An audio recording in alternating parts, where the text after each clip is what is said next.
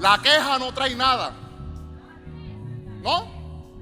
Pero la alabanza lo trae todo. Por eso el apóstol Pablo se atreve a decir: estoy perseguido, pero no estoy en apuro. Llega un momento que tendrás que decirle a tu circunstancia existencial: permítame un segundo, yo me voy a conectar con mi Padre. Hay que sacudirnos de momento y entender que la arma más poderosa del creyente es nuestra boca. Hay vida o hay muerte. O sea, en su boca está el milagro financiero, ¿sí? En su boca está el milagro de salud. En su boca está la salvación de su casa. En su boca está la salvación de su esposo o esposa. En su boca está la salvación de hasta su cuarta generación. ¿Se atreve a levantar la mano conmigo y alabar por un momento? Alaba, alaba, alaba. Aunque no lo veo, le alabo. Mientras yo espero mi milagro, yo celebro. Mientras lo espero, yo celebro. Mientras lo espero, yo celebro.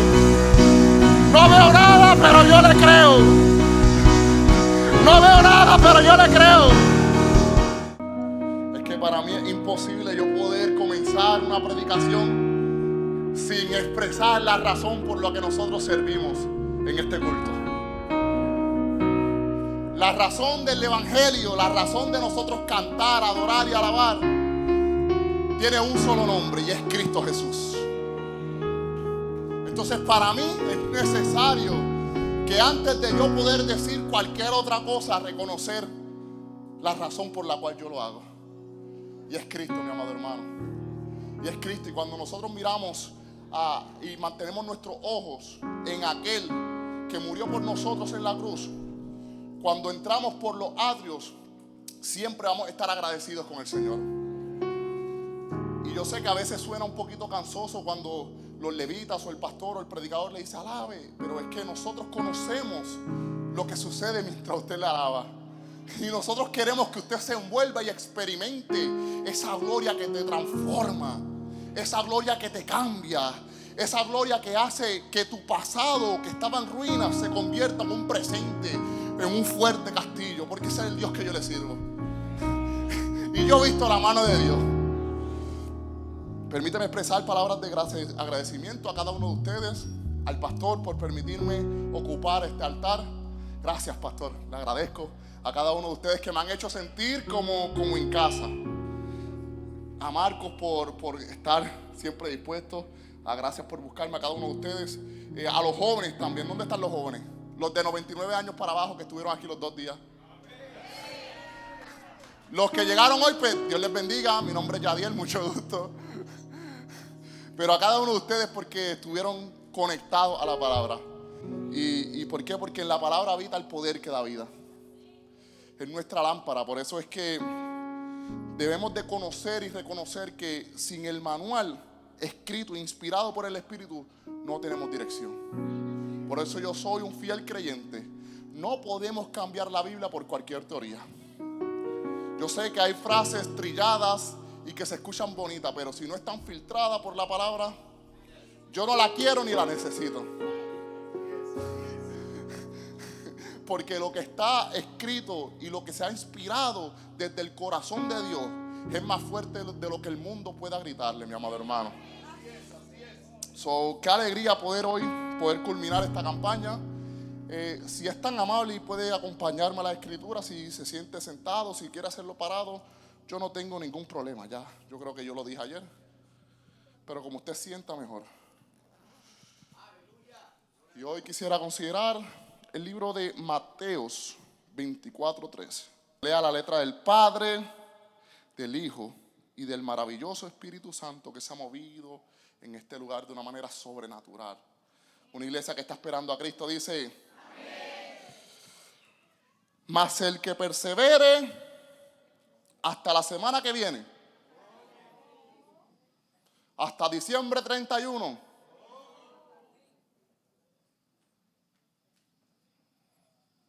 hasta aquí a 2 años, ¿Hasta cuándo? Este será salvo. Permítame leer esta versión de la Reina Valera contemporánea.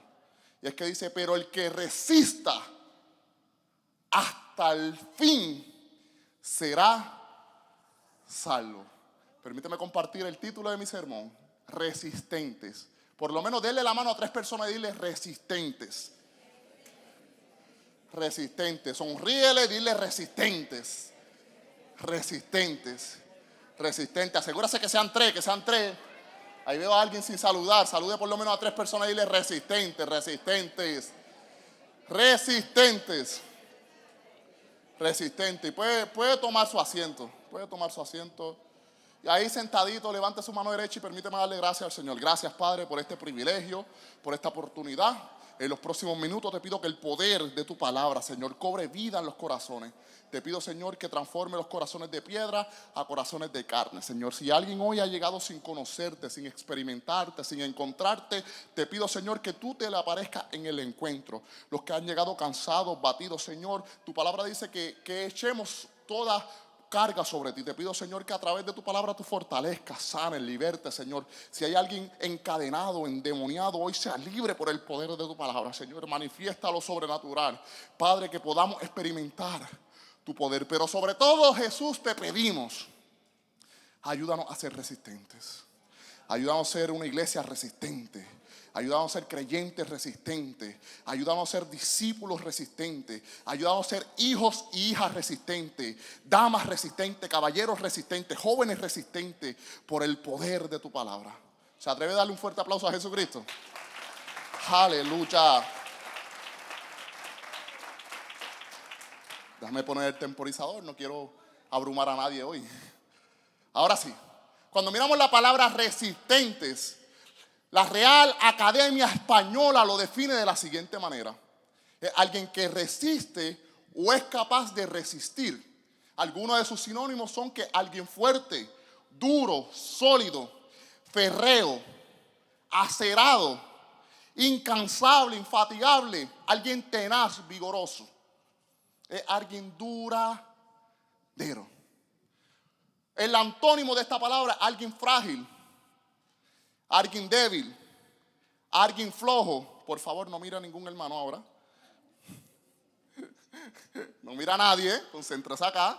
No le estoy diciendo flojo, está la definición. Y alguien blando.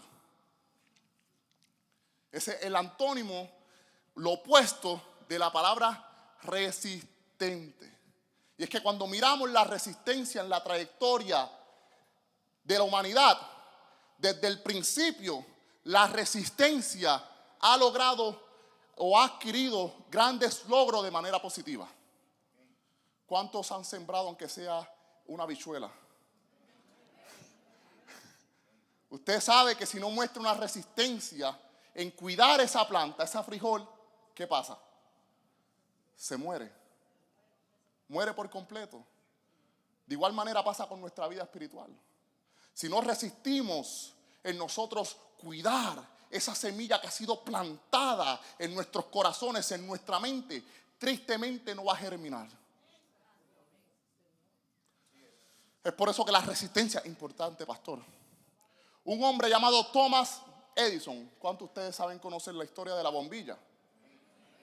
Los historiadores dicen, y esto me llamó la atención, que en cierta ocasión Thomas se encontraba con su compañero y el compañero en su laboratorio le dice: no te cansas de tantos piezas rotas y tantos regueros y todo este revolú que tú tienes en este laboratorio. Y él le dijo: ves 999 piezas rotas, tal vez, pero yo veo 999 oportunidades de cómo no hacer una bombilla.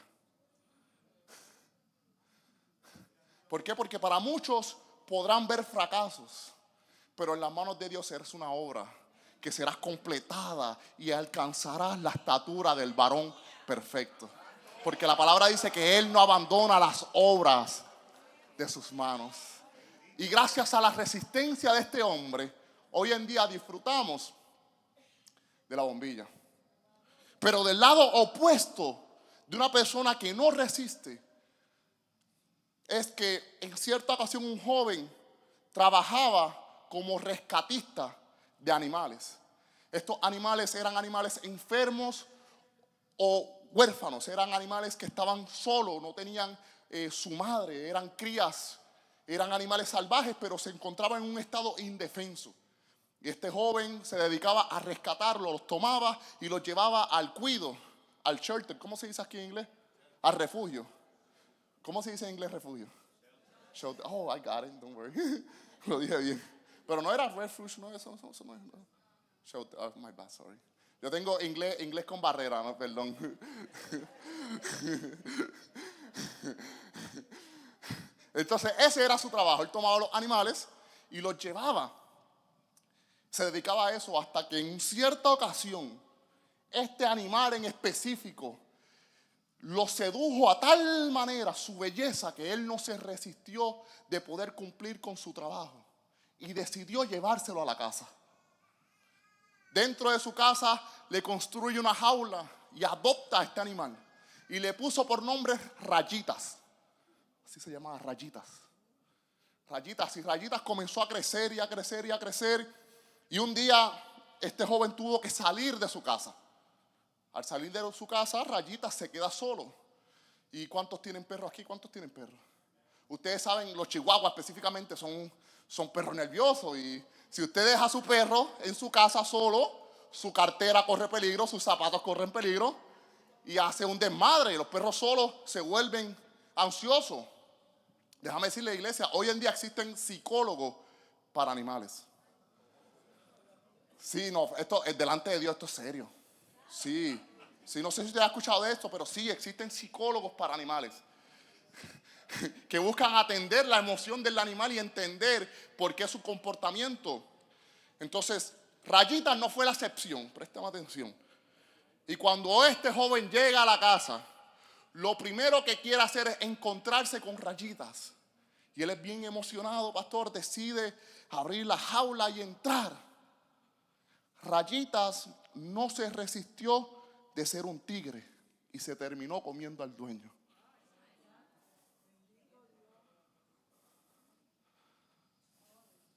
Aprendí de Rayitas que a lo peligroso que tú no resistas hoy, serás responsable de tu destrucción mañana. Yo aprendí de Rayitas a lo peligroso que en el día de hoy tú no resistas, mañana serás responsable de tu caída, de tu tropiezo, de tu destrucción. Por eso con lo peligroso no se juega. Con lo peligroso no se duerme. A lo peligroso no se acomoda en tu vida. A lo peligroso se resiste.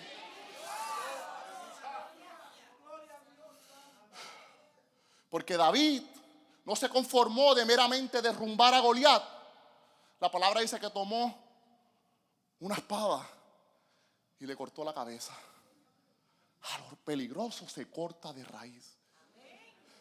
Y hoy yo quiero que tú salgas de aquí dispuesto a resistir en contra de aquello que te ha mantenido atado, a resistir contra aquello que te ha mantenido detenido, a resistir contra aquello que ha sido el resultado, que ya llevas 10, 15, 20 años en el evangelio y todavía no da frutos. Y ya el tiempo de leche pasó. Estamos a un tiempo donde ya no podemos jugar a ser cristianos part-time, cuando tenemos un diablo, un enemigo que trabaja full-time. Y yo no te puedo decir que todo va a mejorar. Lo que yo sí te puedo decir que al remanente fiel Dios lo va a guardar. Pero la palabra se tiene que cumplir. Y la Biblia dice que en los tiempos finales el amor de muchos, y se levantará padre, y lo vemos. Y yo sé que este mensaje para muchos va a sonar como si fuera el cuento de su abuela o cuento de vieja. Pero yo te sigo diciendo que Cristo viene. Porque en 20 o 30 años atrás no se ve el cumplimiento que vemos en el día de hoy. Así es. Por eso hoy más que nunca la iglesia de Cristo necesita identificar qué elementos nosotros debemos de resistir y con qué vamos a resistir. Y para eso yo estoy en la tarde de hoy. Porque la diferencia de David y Saúl es que Saúl no destruyó, no resistió a su deseo y fue el responsable que su descendencia desapareciera. Por eso en la Biblia vemos como Santiago escribe que para poder ser creyentes resistentes debemos vivir sujetos a Dios. Ese es el paso más importante. Y yo lo dije y lo voy a volver a repetir para el beneficio del que pudo llegar hoy. Porque hago el paréntesis. Yo entiendo que durante 6 días a la semana laboramos. Y no te voy a criticar por llegar hoy. Te felicito por llegar hoy a la iglesia. Yo entiendo. Yo en un momento de mi vida yo laboré 6 días a la semana para FedEx. Y yo llegaba los viernes cuando podía y también llegaba los domingos. No que era dominguero por decisión, sino porque era la opción que me quedaba. Porque entendemos que los biles están caros. So, no te voy a juzgar por llegar hoy. Pero para el beneficio del que vino hoy, no puedes operar en autoridad si no estás sujeto a una autoridad. Y el problema que enfrentamos en el día de hoy es que no queremos ser un buen segundo, pero a la mala necesitamos ser un buen primero. Y yo te tengo que decir que si no aprendes a ser un buen segundo, nunca vas a ser un buen primero. Por eso Santiago escribe 4:7, someteos pues. Y ese es el paso más importante. Sin sometimiento, sin sujeción, no hay resistencia. Nosotros debemos de aprender a someter nuestra voluntad a Dios y decirle: Padre, que sea tu voluntad por encima de la mía, que sea tu voluntad por encima de mis sueños, que sea tu voluntad por encima de mis deseos, que sea tu voluntad por encima de mis ideas preconcebidas, porque la palabra dice que su voluntad es buena y perfecta. ¿Por qué? Porque nuestra experiencia en la vida nos va a llevar a un nivel donde nosotros sintamos la capacidad, pero nuestra obediencia a Dios nos va a llevar a un lugar donde nunca hemos ido. Y eso nosotros lo debemos de abrazar. ¿Por qué? Porque la Biblia dice que cuando nosotros nos sometemos a la voluntad de Dios y le amamos, a los que aman a Dios todas las cosas, porque Dios desde el vientre de nuestra madre, desde antes de la fundación del mundo, ya tenía planes para usted y para mí. No estamos aquí por mera coincidencia, no, o casualidad. Estamos aquí por diosidades y planes perfectos. Dios no improvisa. No, Dios trabaja con planes perfectos. Y usted debe de celebrar que Dios cuenta con usted y conmigo para esta agenda de avivamiento en este tiempo. Usted debe de celebrar que entre medio de tanta gente Dios decidió mirarlo a usted y escogerlo y señalarlo. Y por eso nos podemos llamar que somos real sacerdocio, nación santa. Somos un pueblo adquirido por Dios, mi amado hermano. Entonces, ¿a qué debemos de resistir? Número 1, a las maquinaciones del enemigo. ¿Por qué? Porque a nosotros se nos dio 2 cosas que a él nunca se le devolvieron. Semejanza, número 1.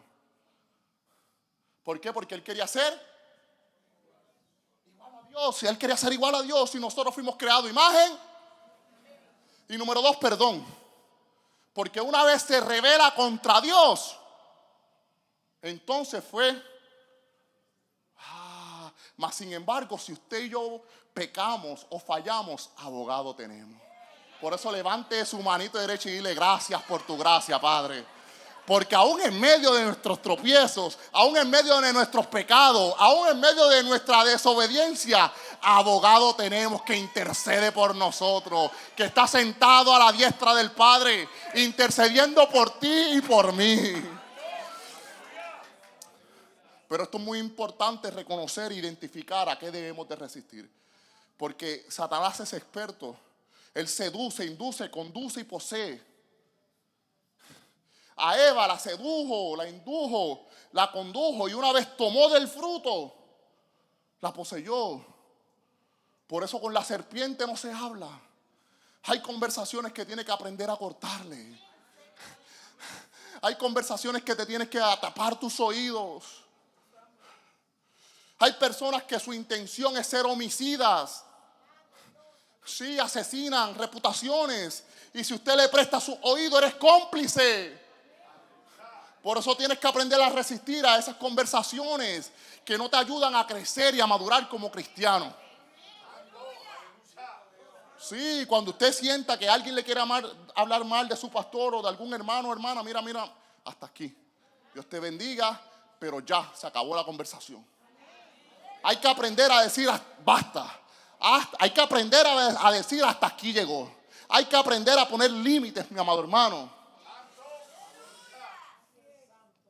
¿A qué debemos de resistir? A los deseos de la carne. Y es porque un Cherokee, un anciano indígena, sienta a su nieto en su farda y comienza a contarle. Le dice: nieto, cada ser humano tiene dentro de sí 2 lobos.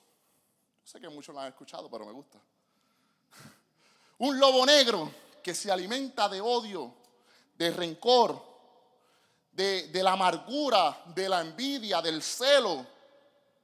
Y un lobo blanco que se alimenta del amor, de la bonanza, de la paciencia, de todo lo bueno.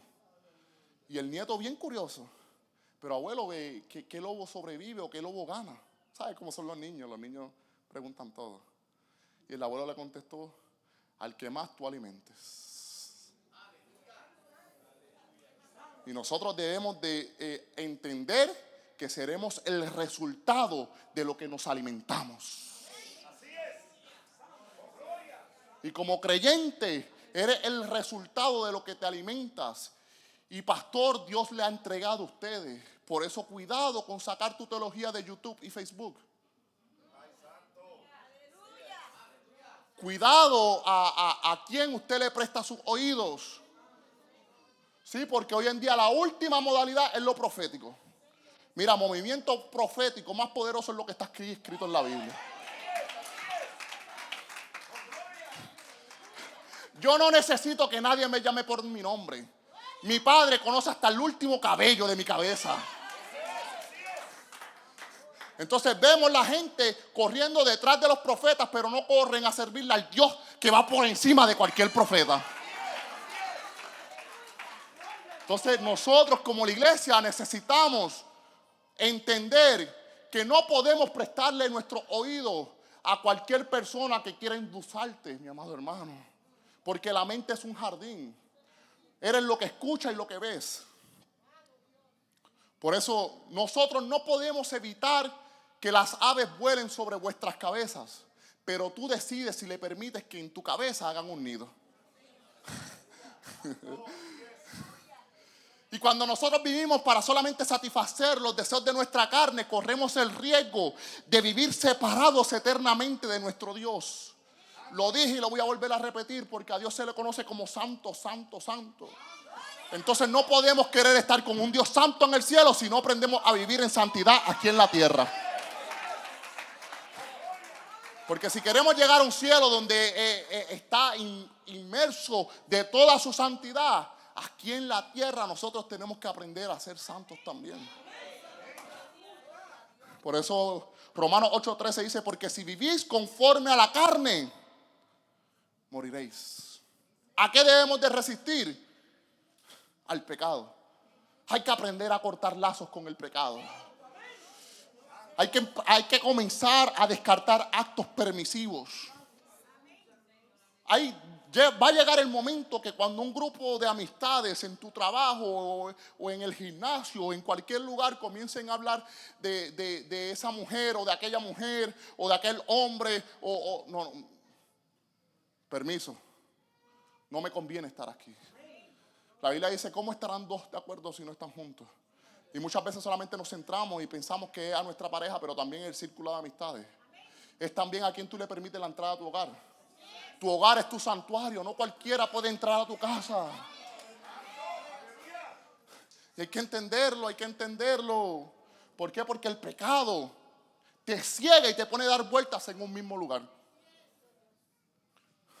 ¿Por qué? Porque Sansón, por su pecado, le arrancaron los ojos y lo amarraron en un molino a dar vueltas y vueltas y vueltas. Y Dios te quiere bendecir, Dios te quiere llevar a la tierra prometida, pero tú sigues dando vueltas en tu pecado. Y hay que aprender a resistir a esa cosa tan maldita llamada pecado. Por eso el apóstol Pablo dice que no contristáis al Espíritu Santo de Dios, por el cual fuiste sellados para el día de la redención. Porque la ausencia del fuego de Dios es la causante del pecado en nuestras vidas. Yo lo dije en el primer día, lo voy a repetir hoy. ¿Por qué? Porque no es que vamos a ser perfectos. Porque si usted es perfecto, supone que no está aquí. Al contrario, estamos aquí porque necesitamos del único perfecto que se llama Dios. Estamos aquí porque reconocemos que tenemos debilidades, que tenemos luchas, que tenemos pruebas. Y por tal razón vamos a encontrarnos con el único perfecto que es Dios. Ahora bien, no podemos, y lo voy a decir, escuchen bien, no podemos utilizar nuestra humanidad para justificar nuestra mediocridad espiritual. Es que yo soy así, o es que yo hablo así, o es que Dios me dejó así. No, reprenda al diablo. Quien está nacido de nuevo ya dejó las cosas del pasado, dejó las malas mañas, dejó ese tigueraje. Sí. Hay que sacudirnos, dejarle a esa vieja criatura que a veces se quiere levantar en nuestras vidas. ¿A qué también debemos de resistir? A las pruebas. Porque las pruebas en la vida del creyente nos ayudan a profundizar en Dios. Las pruebas sirven como esa forja que nos ayuda a nosotros poder reflejar el carácter de Cristo. Yo aprendí que las pruebas siempre ayudarán a probar una manifestación de Dios jamás antes vivida en nuestras vidas. Job sabía que todo lo que tenía y había escuchado que fue Dios que se lo entregó. Pero fue en el momento que se queda sin nada, es que conoció que Dios era su todo. Y muchas veces en la vida es necesario quedarnos sin nada para entender que Dios lo es todo. Porque la Biblia dice que de oídas, mas ahora. Entonces ese momento de prueba de Job le permitió conocer una manifestación de Dios jamás antes vista en su vida. Por eso levanta su mano derecha y diga: celebro mi prueba. Celebra tu prueba. ¿Por qué? Porque nunca una vida sin pruebas hizo un creyente firme en su convicción. Nunca, nunca. Y yo quiero aclarar esto. ¿Por qué? Porque el ser probado no es pecado. Por muchos años, cuando vemos que alguien tuvo un accidente o lo despidieron, ese está en pecado. No, mi amado hermano. Hay consecuencias de nuestros actos, pero hay pruebas que tienen un propósito en nuestras vidas. ¿Por qué? Porque el valle de sombra y de muerte es necesario para probar a Jehová como nuestro pastor. Un momento de escasez en nuestras vidas es necesario para probar que Jehová sigue siendo Jireh. Un momento de enfermedad en nuestra vida es necesario para ver a Jehová Rafa siendo nuestro sanador. Un momento de batalla en nuestras vidas es necesario para ver a Jehová Sabaoth de los ejércitos peleando por sus hijos. Un momento de tormenta en nuestras vidas es necesario para conocer a Jehová Shalom, que Él es nuestra paz. Si le preguntamos a José, la cisterna y la cárcel era necesario para entonces él poder llegar al palacio. Si le preguntamos al pueblo de Egipto, la prueba de Faraón era necesario para ver un mar rojo dividiéndose en dos. Si le preguntas a David, era necesario que un gigante incircunciso se parara y retara al pueblo. ¿Por qué? Porque ese gigante fue el responsable que lo llevó al palacio. No sé si yo me estoy haciendo entender, pero quiero que tú abraces lo siguiente. Si le preguntamos a Ezequiel, le era necesario ser exiliado para entonces ver los cielos. Y decía que gloria y rueda sobre rueda. Si le preguntamos a Esteban, las piedras que caían encima de él era necesario para ver el hijo del... No sé si tú me estás entendiendo, pero las pruebas te abren el cielo. Déjalos que tiren pruebas, déjalos que tiren piedras, déjalos que te critiquen, déjalos que te vituperen. Si le preguntamos a Jesús, ese momento en la cruz era necesario para resucitar al tercer día. Por eso me gusta como el apóstol Pablo lo dice. Esta leve, momentánea tribulación produce en nosotros. Y si nosotros queremos ver la gloria de Dios, necesitamos ser probados. Porque la Biblia dice que si disfrutaremos de su gloria, también compartiremos sus sufrimientos. Y esa parte no le gusta a muchos. No, ¿por qué? Porque hoy en día queremos las manos de Dios, pero nadie quiere el rostro de Dios. Y tenemos a Dios como un sombrero, o como un coat, o como un hoodie. Solamente nos los ponemos cuando hace frío, cuando lo necesitamos. Y esto no se trata que si tú quieres o no quieres, es que tú necesitas de Dios. El servir a Dios no se trata de una temporada o 2 temporadas en tu vida, o cuando tienes un momento de prueba que vienes a la iglesia, cuando llegas destruido del pecado y del mundo y vienes para acá para que te restauren. No, esto es una necesidad. Yo quiero que tú entiendas que sin Dios no somos nada. Sin Dios estamos muertos. Sin Dios estamos perdidos. Por eso me gusta como dice la Biblia: las aflicciones del tiempo presente no son comparables con la gloria venidera que en nosotros ha de manifestarse. Levante su manito derecha. Diga conmigo: pruébame, Dios. Sí, yo vine hoy a desafiarlo. Yo vine hoy a desafiarlo. Hoy yo estoy aquí dispuesto a que usted salga por esa puerta motivado, impulsado a alcanzar su máximo potencial. Que salga por esa puerta diciéndole: diablo, te reprendo en el nombre de Jesús. Diciéndole al problema: hasta aquí llegaste en el nombre de Jesús. Diciéndole a aquello que te ha oprimido por tantos años: hasta aquí llegaste en el nombre de Jesús. Ahora bien, necesitamos conocer nuestras armas espirituales. La Biblia dice que son armas de luz. Por eso el apóstol Pablo escribe en Corintios: pero fiel es Dios, que no dejará de ser tentados más de lo que podéis resistir, sino que también dará juntamente con la tentación la salida para que podéis soportarlo. Y número 1, ¿con qué vamos a resistir? Diga conmigo: fe. Fe. Porque sin fe es imposible. O sea, que sin fe es imposible ser salvo. Por eso que el apóstol Pablo dice que no es por obra, es por... Entonces yo aprendí que la fe nos mantiene vivos frente a una sociedad que sus esperanzas están muertas. Porque la palabra dice que más el justo por la fe. Entonces que cuando la gente vea problemas, usted ve posibilidades. No sé, usted, yo celebro el culto, no se preocupe, yo celebro este sermón.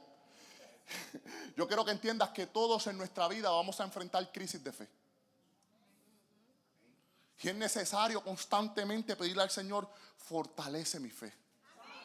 Fortalece mi fe.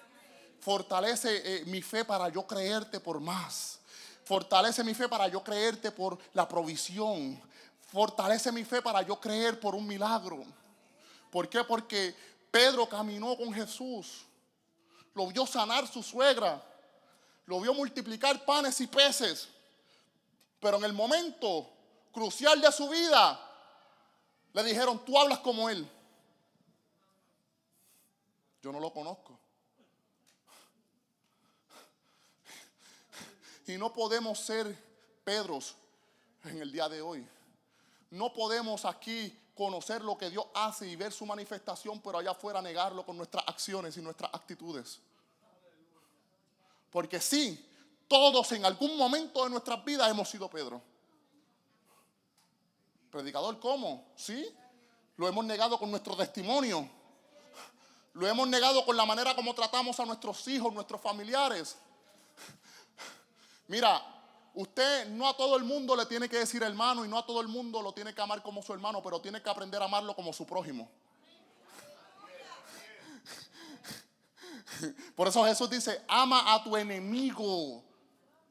Si alguien te quiere dar una galleta, póngale la otra mejilla. Si alguien te pide la capa, tienes que darle la túnica. Si alguien te pide correr 1 milla, ay, se me fueron aquí. Pero quiero aclararle, eso lo dijo Jesús, no lo dijo yo. Y si usted tiene algún problema y va a pasar lo que pasó con sus discípulos, que le dijeron: maestro, la gente se está yendo, tu mensaje es muy fuerte. Que se vayan. Pero ¿qué hizo Pedro? ¿A dónde iremos si solamente tú tienes palabra de vida? Por eso hay que comprender, amado hermano. Es la fe, es la fe. Jesús dijo, en el mundo tendréis, pero confiad. Ya yo he vencido al mundo. Y nosotros los cristianos no somos cualquier cosa. Ya basta de caminar con nuestras cabezas mirando al cielo, al suelo. No. Nosotros los cristianos vivimos desde la victoria. No estamos esperando una victoria, es que ya Él nos entregó la victoria. Y Jesús prometió estar con nosotros hasta el fin. Es necesario comprender en quién nosotros tenemos nuestra fe. Porque una fe puesta en Dios es un antídoto para cualquier opresión que enfrentemos en nuestra vida. Por eso la palabra dice, ¿no te ha dicho que si crees? Diga conmigo, levanta su manita derecha y diga conmigo, yo lo creo. No lo veo, pero lo creo. No lo veo, pero lo abrazo. No lo tengo, pero lo celebro. Número 2, ¿con qué vamos a resistir? Con la palabra de Dios. La Biblia dice, ¿con qué limpiará el joven su camino, pastor? Y es que en la cultura hebrea, antes de usted poder entrar hacia un hogar, tenías que lavarte. Esto me encanta la Biblia. Yo celebro la palabra de Dios. Tenías que lavarte los pies, por eso Jesús le dice a Pedro, si tú quieres parte conmigo, es necesario que yo lo haga. ¿Y cómo lo conectamos aquí? ¿Por qué? Porque si para una casa secular tenías que lavarte los pies, ¿cuánto más para las moradas celestiales que Jesús ha preparado para cada uno de nosotros? Porque Él dijo, yo iré a preparar. Entonces es con la palabra de Dios que día a día te vas limpiando. Es con la palabra de Dios que día a día te vas purificando. Es con la palabra de Dios que día a día te vas santificando. Por eso Jesús le da vida a lo que dijo esa porción bíblica, que con qué limpiará el joven su camino. Con la palabra. Porque es agua para el sediento. Es nuestro espejo que nos hace mirar nuestras fallas. Porque antes de señalar a tu hermano, primero mira las tuyas. ¿Por qué? Porque cuando usted señala para allá, hay 3 dedos apuntándolo para acá. Y es con la palabra de Dios que nosotros vamos a santificarnos día a día. Número 3. ¿Con qué vamos a resistir? Con la llenura del Espíritu Santo. Porque es la llenura que nos sostiene en medio de nuestra duda. Es la llenura del Espíritu Santo que nos sostiene en medio de nuestras luchas.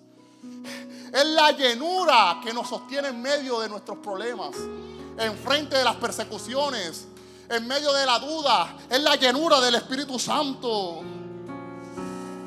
Por eso es poderoso saber que todo lo que nosotros hemos atravesado hasta el día de hoy nos ha marcado. Llevamos las cicatrices, como decía el apóstol Pablo, pero no nos ha destruido. Porque un creyente que ha sido lleno por el Espíritu Santo, no hay nada ni nadie que lo destruya. Un creyente que ha sido lleno con la investidura del Espíritu Santo, no hay nada ni nadie que lo detenga. ¿Tendrá alguien lleno en este lugar que levante su manito y diga conmigo, soy lleno, soy lleno, soy lleno? Soy lleno, soy lleno, soy lleno. Soy lleno, soy lleno, soy lleno. Porque vendrá el enemigo como río, pero Jehová. Y es muy importante entenderlo. Porque cuando un pueblo se vacía de Dios, tristemente sufre grandes consecuencias. Por eso vemos en Jeremías 2:13 que dice: porque 2 males ha hecho mi pueblo. Me dejaron a mí fuente de agua viva y cavaron para sí cisternas rotas que no retienen agua. Y vemos en el antiguo pacto las grandes consecuencias que el pueblo sufría cuando se vaciaba de Dios. ¿Por qué? Porque el enemigo se aprovecha cuando usted está vacío de la presencia de Dios. El enemigo toma control de su mente cuando usted no se llena del Espíritu Santo. El enemigo toma ventaja cuando usted no se llena de ese poder tan maravilloso que es el poder de Dios. Eran oprimidos, el enemigo hacía lo que le dieran la gana con ellos. Y usted debe entender que como iglesia hoy más que nunca necesitamos anhelar la llenura del Espíritu Santo.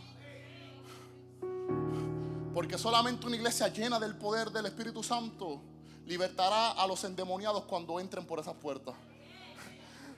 Solamente una iglesia que ha sido llena del Espíritu Santo, el enfermo que entre por esa puerta se encontrará con su milagro. El perdido que entre sin solución, sin salida, será convencido por el poder del Espíritu Santo. Por eso nuestro Señor Jesús dijo a sus discípulos: separados de mí. Y es que Jesús mora en nosotros por su Espíritu. Fuera de la influencia del Espíritu Santo en nuestras vidas estamos reducidos a menos nada. O usted, y es verdad, usted piensa que está aquí porque usted es lindo o trabaja 6 días a la semana o por sus habilidades o porque sabe inglés. No. Estamos aquí porque el Espíritu Santo nos ha mantenido de pie. Estamos aquí porque su gracia no se ha cortado con nosotros. Estamos aquí porque su brazo de misericordia sigue extendido para levantarnos. Por eso voy concluyendo, y es que la resistencia siempre conlleva esfuerzo, pero siempre asegurará resultados. Porque por un Abraham que resistió subiendo al monte, hubo una promesa que se cumplió, y hubo un Isaac que se multiplicó. Por un Moisés que resistió frente al faraón, hubo un pueblo que se libertó. Por un Elías que resistió frente a los profetas de Baal, hubo un fuego que descendió. Por un Jesús que resistió en el madero, hubo una iglesia que de sangre y agua nació. Por una iglesia que subió al aposento alto, hubo un Espíritu Santo que descendió. Y por una iglesia hoy aquí en Providence que resiste, seremos testigos del mayor avivamiento jamás visto en esta nación. Si usted lo cree, póngase sobre sus pies, levante la mano, celebre.